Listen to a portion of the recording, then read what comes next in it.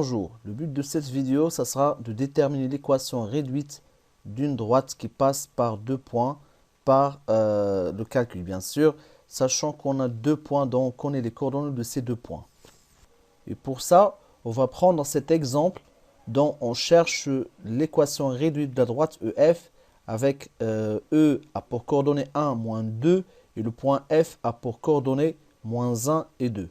Mais avant de commencer par répondre à cette question, on doit faire un petit rappel sur les équations de droite, surtout la forme réduite. Donc la forme générale de l'équation réduite d'une droite, elle s'écrit sous la forme de y égale à mx plus p. Avec le m, ça s'appelle donc le coefficient directeur. Et le p, c'est l'ordonnée à l'origine. Je répète, le m, on l'appelle le coefficient directeur. Et le p, c'est l'ordonnée à l'origine. Il faut aussi savoir que le coefficient directeur, donc le m, pour calculer le coefficient directeur, il y a une formule. Donc m égale, par exemple, si on cherche l'équation d'une droite d'une manière générale AB, donc on connaît les coordonnées du point A et les coordonnées du point B. Par exemple, je pose A pour coordonnées XA et YA, et le point B a pour coordonnées XB, YB. Donc pour calculer le coefficient directeur de la droite AB, donc on connaît les coordonnées du point A et le point B, on doit tout simplement faire YB moins YA sur XB moins XA. Et je pense que vous avez déjà l'occasion de voir cette formule. C'est pour calculer le coefficient directeur d'une fonction affine, qui elle aussi, c'est une droite. Donc on aura besoin de connaître la forme générale de l'équation réduite d'une droite et aussi la formule qui nous permet de calculer le coefficient directeur. On va essayer de mettre tout ça en application sur cet exercice. Donc là, on va poser la droite EF, deux points, a pour équation réduite d'une manière générale, mx plus p. On commence d'abord par calculer le coefficient directeur, le m, égale. Donc là, on fait yf moins ye sur xf moins xe. Là, il y a une remarque. Si par exemple, là, je commence par ye moins yf, c'est obligé de commencer par xe moins xf. C'est-à-dire qu'il faut toujours garder le même ordre. Et là, on va remplacer par les valeurs. Donc, YF, c'est 2. Donc, YF, c'est l'ordonnée du point F. Moins YE. Donc, c'est l'ordonnée du point E. Donc, moins, et l'ordonnée, c'est moins 2. Il faut faire des parenthèses ici. Sur XF, c'est moins 1. C'est l'abscisse du point F.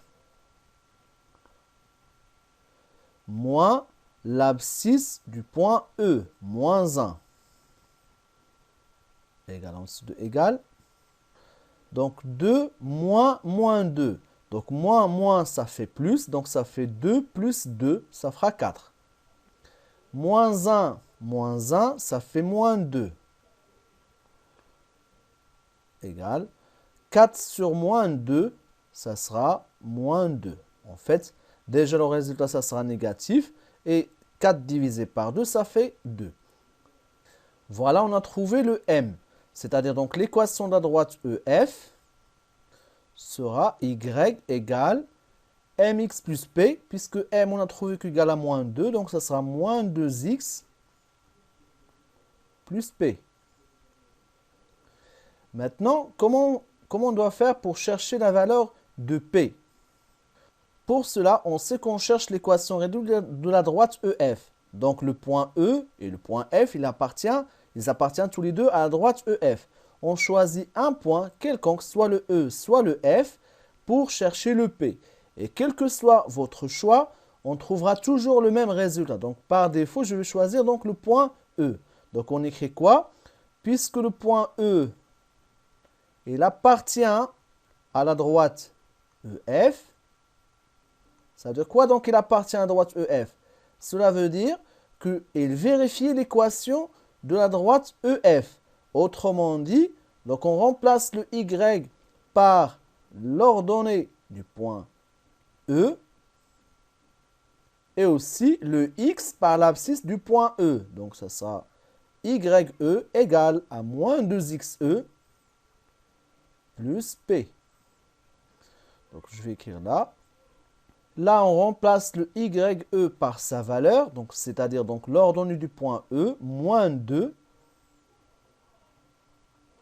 égale moins 2 fois XE, c'est-à-dire fois l'abscisse du point E fois 1, plus P. Égale, donc en dessous de égale toujours. Moins 2 fois 1, ça fait moins 2, plus toujours P. Et là, on passe le moins 2 de l'autre côté. On aura moins 2 plus 2. Donc, le P égale à 0. D'accord?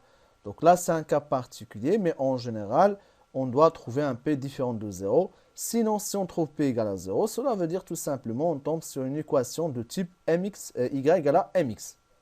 Et pour conclure, donc là, on écrit la réponse EF a pour équation y égale à moins 2x. Ça ne sert à rien de faire plus 0. Donc on le laisse comme ça pour la réponse à la question. Juste là, une dernière remarque. Il faut faire attention. Par exemple, si on a deux points qui ont la même abscisse. Par exemple, je dis le E a pour abscisse 1 et le F a pour abscisse 1. Si on a deux points, ils ont le même abscisse, bah dans ce cas-là, l'équation de la droite, donc là c'est juste une remarque, ça n'a rien à voir avec cet exemple, bah, l'équation de la droite, ce sera sous la forme de x égale à AK. Et le K, on prend tout simplement l'abscisse. Bien sûr, donc je parle de l'abscisse, puisque les deux points, ils ont le même abscisse, 1 ici. C'est par exemple, là, donc de préférence que j'ai écrit un exemple. Donc si j'ai un point de coordonnées 3, moins 7, et un autre point B de coordonnées toujours 3, 2, bah, l'équation de cette droite-là, directement, on écrit x égale à 3. Voilà, j'espère que c'est clair et à bientôt.